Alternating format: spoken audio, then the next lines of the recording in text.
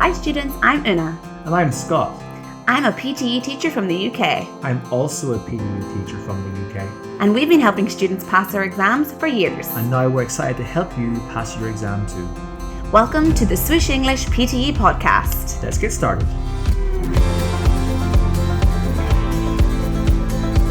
Hello everyone, and welcome to another PTE podcast episode here with Swoosh English. My name is Una.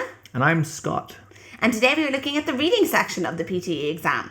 We are looking at the task Reorder Paragraphs. So I really like this task, Scott. How do you feel about it? I quite like it too. Yeah. I think my students especially like it as well, especially when they do well in it. Of which course. is very, very important, yeah. So let's get into an overview and a method of this task today. So We'll start off by talking about what we have to do in terms of this task and any of the other technical components that you need to know. So how many paragraphs do you have to do as part of this task? So usually we have about 4 to 5 different sentences or paragraphs in order to make up that overall paragraph. Yeah, it's interesting when you think about it because actually the paragraphs are kind of divided into like short sentences which form a larger paragraph, just so we know that for the terminology. Yes. So we have 4 to 5 different segments that are split up and you have to reorder them in a logical flow and order. Exactly, yes. And usually the prompt is up to 150 words for this task. Yes, 150 words in length. How do you feel about that word count? So it is quite short actually compared to other reading tasks in the PTE exam, which can be up to 300 words. So it's not too bad for reorder paragraphs. It's shorter than some, so take that as a positive going forward. You'll be doing less reading for this task in terms of an overall workout compared to other tasks in the examination. Exactly. And usually we have about 2 to 3 different questions within this question type. Yep. So just be aware in the day that there will be 2 to 3, as Una said, 2 to 3 different reorder paragraphs tasks.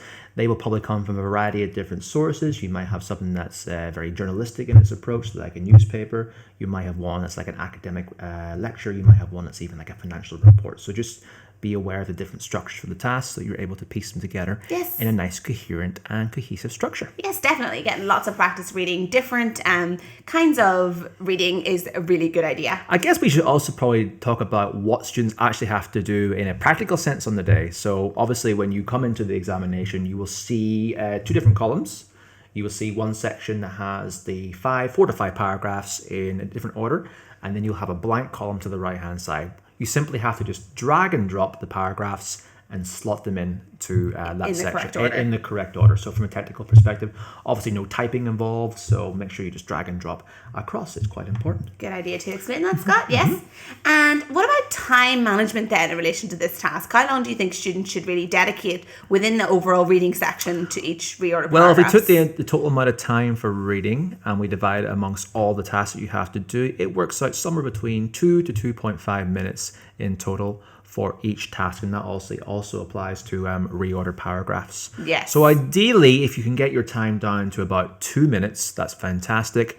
But you're looking to go no more than 2 minutes and 30 seconds, so that because obviously this task there's no continuous time. The task won't stop after 2 minutes and move on. So you could spend obviously 47 minutes in this task if you didn't know to move on. Please don't do that. So you have to be aware of your own time management. Whenever 2 minutes is up, hopefully the task is done, and then click the next button to progress on to the next task. Yes. So be aware of that. And also as a mental note for people, just for a little morale boost as well, when you come to reorder paragraphs, you are halfway through the reading test. Woohoo! Halfway through. Nice. So just go reorder good. paragraphs halfway there. Nice. Very good. That's good to know that, Scott. Cool. So then what about our scoring for this task? So scoring for this task is actually, it's quite lenient compared to some other tasks. So for example, you have a 4 paragraph passage, you will get 4 points for that. If there's a 5 paragraph passage, you will possibly get 5 points for that. So if everything is gelled together, yes, you get maximum points for this task. However, if you don't get something correct and the whole order is mixed up, you don't get 0. You are scored 1 point for each section which flows together. So for example, there's a 5 paragraph task. You match together paragraphs 1 and 2 correctly, but 3, 4, and 5 are incorrect. You still get partial points for that score. Okay, cool. And is there negative marking for this task? No negative marking for this task, Scott. So keep that in mind as well. If you get everything wrong, you're not going to be penalized. So obviously feel free to answer it as you see fit. Obviously, if you go through everything correctly, you're going to get marks. But as a last case resort and you're running out of time, please just put them in any order that makes sense to you. Yeah, you can guess. You can gain points rather than lose points for doing So that. that's really good that we do get that 1 point for every connected correct pair of sentences. Yeah, correct pair of sentences together, you get points, partial points for correcting those. And connecting those, yes. Excellent.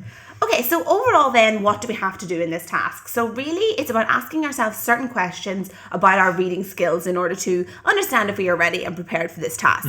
So of course, it is a reading task. So in all reading tasks, you want to be able to make sure you can understand the meaning conveyed in a long text. Yeah, so making sure that you can read through it and understand the gist, get the main topic. Yeah, just understanding how a text flows, how it's connected, how we can derive meaning from it. It's just obviously a very useful thing to do. And obviously, if you're doing the likes of write essay, you'll be practicing this in your own time. This is obviously a very different way of looking at it. Instead of writing it, you're analyzing and piecing it together. But it's all interlinked. Yeah, it's definitely testing your overall knowledge of how a piece of writing is written. Okay. And so the other thing is, do you understand how each sentence is connected and the role each sentence plays in the overall paragraph? Yeah, and there's lots of clues about that in terms of how we know a sentence might be connected together. Are they connected using similar ideas, contrasting ideas? Are they starting to describe a series of points? Is there a relationship that's clued in terms of cause and effect? And then also how that sentence relates to other things. So we're going to look very soon about analyze how the sentences are combined and why it's important to obviously understand and learn about that. Exactly. We'll look at that in more detail during the podcast. Ultimately, we want to know obviously how the different parts of a text relate to each other, how sentences relate to each other, and how these ideas can be combined together. Yes, very good. So those are the things that we want to consider in relation to just how prepared we are, how ready you are for reorder paragraphs. Can you do these things? Can you understand, as we said, how sentences are connected together? So then what about the method? How should we go into the exam and really start to approach this task? Is the first thing we should do is start looking for our connected devices, start piecing together our paragraphs based on our knowledge of connectives? Is that the first thing we should do? First of all, step one, I would first of all look at those sentences, the 4 or 5 different sentences that you've been given to put together, and just read over them very quickly and get the gist. Skim over them, get a gist of the overall topic, because you never know how that might assist you as you're going through. It's always good not to go into these tasks and start straight away. You're going to be in the dark. It's good to get an overall gist of what the topic is that you're dealing with. So what is a gist, Duna, just for our viewers right now? Can we confirm what a gist is? Yeah, the gist is really understanding what is that reading about. So the main topic, the main idea throughout that reading. So imagine you're reading something. It could be a long essay. It could be a short text. If you could summarize that main idea in one short sentence and effectively do it, that would be the gist. What is the main idea? Even a few words, a phrase. It could be a few words or a phrase. What is the main idea of that topic? Yeah, so. And yes, that means that you're just not in the dark reading all of those sentences. You have an overall idea of what it's about. So once you have that overall idea, you might then have an idea about how the various pieces will connect together. Yes, you haven't analyzed the cohesive devices at this point, but you will maybe have an idea of how things link in flow in terms of a story, a plot, or a narrative. Exactly. And that's highly, highly important. Yeah. So while we are starting with our method, how long would we spend on analysing the text for gist? We don't really have much time to do it. You're talking, 15 seconds? 15, 30 seconds? Something like that? Yeah, I will say about 15, 20 seconds, I think would be useful, because then you have to get on to analysing the other parts of the text. So we've analysed the gist, we've read through it. Now what's the next thing we're going to do? Okay, so the next thing is we're going to really try and find that first sentence. I think that is key with reorder paragraphs. The first sentence is going to give you a big clue as to how the rest of the paragraph is structured. And so the first sentence in a paragraph is, we all know through our knowledge of writing essays, a topic sentence. The topic sentence. Yes. So the topic sentence is basically the main and controlling idea of the text. So what would give the topic sentence, what would be the giveaway of that topic sentence being a topic sentence is primarily that this sentence can exist by itself. Yes, it can exist independently. So you're looking then for something that can be read and make sense by itself. It's not referring to anything else, either before the text or after the text, via various cohesive devices. So you're looking for something that gives an overall sense of the meaning of the text, summarized it very well, and also it can exist by itself. Yeah, it's introducing that topic, introducing the controlling idea. So that'll be the first thing you want to get, because obviously you want to try and answer this question from the first paragraph down to the end paragraph. So the first thing to do is get that topic sentence analyzed, find that, slot it in, and you're reasonably confident that will work. And then you can start moving on to the next paragraphs. Yes, definitely. So the other thing about the topic sentence is that it is most general. So topic sentences are most general. The other sentences are likely going to get more and more specific. We often call that like a funnel paragraph. So it starts with, general, it's wider, and then it gets more and more specific as you go through the paragraph. Yep. And as I said, also, there's nothing referring that paragraph to anything else via the connective and cohesive devices we're going to talk about very soon. Yeah. Hi all. We're going to grab a quick cup of coffee. While we're gone, go to pte.swooshenglish.com and grab your free PTE starter course, a gift to get you started on your PTE preparation. That's pte.swooshenglish.com for your free PTE starter course. So, we've done the first paragraph, we've got our topic sentence. We're now going to move on to our next series of paragraphs. So, what are we looking for that will indicate a flow in our reorder paragraphs reading section? Yes. So when you're looking at the flow of the paragraph, I would really think about your overall knowledge of how to structure a paragraph. You can bring that into awareness within this task. So, for example, of course, there's the topic sentence, and then what's usually the next point within a paragraph? It's going to be like the main point. Mm-hmm. Your main good point. Yeah, good point. Then after that, you're going to provide some sort of supporting details or examples to back up that main point. So does that exist in this paragraph? Mm-hmm. So you might be able to use that knowledge of writing a paragraph within your essays and approach it in this task. So, look for that main point. Look for the supporting detail. Mm-hmm. Then maybe there's another main point and another supporting detail. Mm-hmm. Can you use that overall knowledge for reorder paragraphs? Una brings up a very good point that there may actually be a supporting detail which follows on from that main point. Just to be aware, though, that supporting detail might not always be there. There might be simply a point that goes into more specifics after the topic sentence. The supporting detail, if it does exist, also might be able to exist by itself. But the clue would be that it goes into more support. It doesn't directly reference it via cohesive devices, but it does follow on from the first paragraph, or it could be referenced by the cohesive devices that we're going to talk about. So yes, look for a supporting detail. It could be there. Yes, of course. Mm-hmm. And so the overall knowledge of the essay might not always apply, but you never know when you can pull it out of your pocket. Exactly. So shall we move on now to analysing some of the most important cohesive devices which give our paragraph body structure? Yes. So the good thing about reorder paragraphs is that it's a very logical task. It's very logical. Yeah. If you're logical, then you'll do well in this task. Yeah, and if you're not logical, then you can be logical. Let's be logical. So there's a reason why each sentence is connected. It is there and you can find it. And a lot of the time the reason is that there is some connective device that links the one sentence to another. Mm-hmm. For example, one of the most common ones is pronouns. They are pronouns, yeah. Yeah, so perhaps a group is mentioned in the first sentence, and then the next sentence they will be referred to as they. Mm-hmm. And then you will know straight away, okay, so they, who's that referring to? Okay, the group before. Or of course we can see he, she, all these kind of different words. You might even have possessive pronouns like these and those, plural possessive pronouns. For example, I did a prompt very recently about scientists. So the first paragraph talked about scientists in Russia, and the paragraph afterwards referred to those scientists. I'm like, okay, those scientists. Well, I know that can exist before the first reference to scientists. I know it comes afterwards. So when you have a pronoun reference, one thing you have to do, it's very important for you to analyze exactly what that pronoun is referring to, and then try and find if that makes sense afterwards, or it could be referring to something else as well. Yes, definitely. So analyzing your pronouns, seeing what they're referring to, and then slotting in what works logically around that pronoun afterwards. Yes, so pronouns is really, that's a very useful one. So yeah, analyze your pronouns, know how they work, and just be wary of them in the text, because they will appear, and Definitely. They obviously are a massive clue. Should we move on now to definite versus indefinite articles? Yes, exactly. Definite and indefinite articles. So usually in English, the first sentence we will say, if we're introducing something for the first time, we will say, for example, a man was walking his dog. So we have an article in that sentence. That article is a. So we have an indefinite article in this case, a. Yes.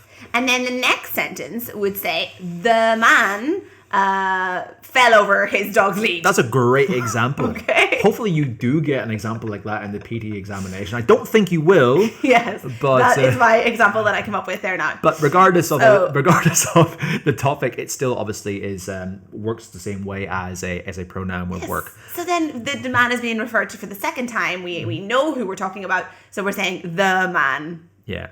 Fell over his dog's lead. So, for example, a common English examination is PTE. The PTE examination is very difficult. Oh, so that was a much more academic example there, Scott. Yes, and I had to throw it out there. But they both work in the exact same way. Yes, so the first time something is referred to would be an indefinite article. A man or a examination. The next time it's referenced to, it might be referenced by the definite article the. So remember a before the when it comes to the same subject being referred to. Yes. Obviously, then we can get I'm going into a lot more detail about how these articles work. They are quite convoluted, but just to keep it simple for the sake of reordered paragraphs, a before the, or you might have an as well for an indefinite article that comes before a vowel sound as well. Yes. An elephant, for example. Exactly. So yeah, that's a really good one as well to look out for those articles. So what's next then, Scott? So finally we'll get on to a large body of cohesive devices known as transition words and connectors, which obviously then will structure our paragraphs together in a nice logical flow. If you've been doing Write Essay, then you will hopefully be quite familiar with these. Yeah, definitely. Our students have used them. But this is obviously a good way to understand how a text will flow from one to another. So there are a lot of these connectors, and we'll go through some of them today, and obviously it's up to you in your own time to make sure you're aware about how they work so that you can reference them and know how they work in reordered paragraphs when you do the task.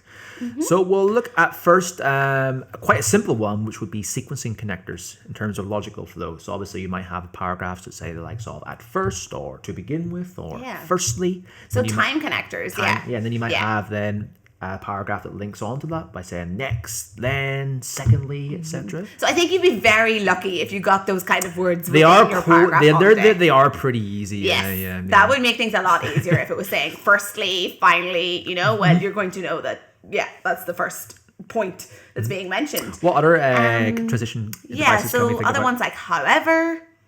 Oh yes, we're talking about transition devices of contrast. So you might have however, in contrast, on the contrary, although. So we'll know then that point will follow on from the previous point, but there will be a contrast in the meaning and the opinion that's being given. There's an exception or a contradiction there. So it's made one point, and then they want to contradict the point with another. Exactly. So that's going to come together. Also because and therefore, which indicate reason for something. Reason relationships. Yeah, one point's made, and then another is showing the reason for it. Yeah. Can you think of any others? Well, we just talked about connectors of contrast. What about connectors of similarity? So we will have then moreover, furthermore, in addition. In addition, yeah. Right, so these connectors will link obviously a similar point from the previous point too. Yeah, very good. We also might have cause and effect indicators as well, such as due to, owing to, even though. So look out for these connectors, which obviously relate a relationship because of something this happened. Yeah, looking at the cause and effect is vital in reorder paragraphs at times. Yeah, that's really good. So that's a variety of different connectors, transition words, as we said, your pronouns, your articles, things you can really look out for to show you logically why each sentence matches within that paragraph. And look them up. We didn't obviously cover the likes of conclusive connectors, exemplifying connectors, etc., etc. So it's useful for you to be aware of these connectors, how they work. If you're obviously doing Write Essay, then you'll be analyzing how they work. You can take that knowledge directly from that into reorder paragraphs. So that would be the three main sections of cohesive devices that you have to learn for reorder paragraphs. Just to recap, definite articles versus indefinite articles, your pronouns for reference, as well as your connectors and transition words. So learn how they work and you will be a lot better at this task for sure. Yes, definitely. Those were bound to help you. And yes, like we said, overall, just using your knowledge of how to write a paragraph really helps for this task. you know yourself what as a paragraph the logical flow. So really read it. When you have matched all those sentences, read over it, and that comes to our next point, right? So we need to make sure that we read and review over that paragraph. So review. So leave yourself time for that. It's easy to get carried away matching those sentences and then click next and move on. But leave yourself time to just review and read over it and make sure that you think it sounds right, that it does actually have a logical flow. Yep. So it needs to flow in terms of being sensible from first paragraph to the end paragraph. So read through it and make sure, okay, this is good, this is good, this is good. Right. If it all makes sense to you and obviously all the cohesive devices work out, then you're good. But if it doesn't make sense to you, then you may have made a mistake. So it's obviously good to check it use the again. time, reanalyze, recheck, and see if you can change things around. But obviously, if you don't have time, remember that there's no negative marking, so you can move on successfully. Yes, but, and you could get some points for some correctly matched sentences. So even taking about, say, like 10, 15, 20 seconds to review at the very end, skim through it and make sure it makes sense. Yeah, would be adequate time for the review at the very end. Yes. Okay. So let's just take away this podcast with one final thought, and that is, I just want to say that how easy it is for you to practice in your own time for this task because of the nature of it. You're obviously got a series of sentences and paragraphs which need to be reordered, so you can very easily get your own material for this. You can take a magazine article, a newspaper article, an academic article. Either you can do it on your computer or you can do it in print form, cut it up, jumble everything up, and try and piece it together using the connected devices and the pronouns, articles, and other devices to put everything together in a nice logical flow. And of course, we at Swoosh English offer you plenty of material to do that with too. But if you need more, it's very, very easy to make your own. Yeah, you can even do it with a friend, for example. You can jumble everything up and go, okay, who can race and put this together the quickest? Make PTE practice fun. PTE fun. Who said PTE can't be fun? Yeah. But it's such an easy activity for you to get your own material and practice with as well. Even when you're reading, anything that you're reading, whether it be on the train or on the way to work, just have a look. Why does that sentence connect to another? Yeah. Really just ask yourself these questions as you're just doing some general reading. Might be a good product that we can make, a PTE jigsaw for reorder paragraphs. Yeah, be fantastic. But also it's important to vary the amount of the type of articles and reports and journals and academic lectures that you're reporting, and also to keep it like PTE material too. You don't want to read about, for example, the latest celebrity gossip in the US. Keep it academic. Keep it academic. Keep it quite complex. Yes, definitely. All right. Well, I guess that concludes our podcast today. Yes, that's great, Scott. So, we hope that you found lots of useful tips for this. Please check us out at Swoosh English for more material on how you can help improve yourself via the various packages we offer. And we're very, very, very, very happy to help you today, and we really hope that you are more clued in to how you can ace PTE reorder paragraphs. Yes, thank you so much, everyone. I hope you got some good tips today, and we'll see you again soon. Put it into practice. Bye. Bye. Are you struggling with your PTE exam preparation? Are you unsure how to get that score of 65, 79, or even 90? Let us help you get there. Please go to pte.swooshenglish.com and enter discount code PTE10 in order to receive 10% discount on any course.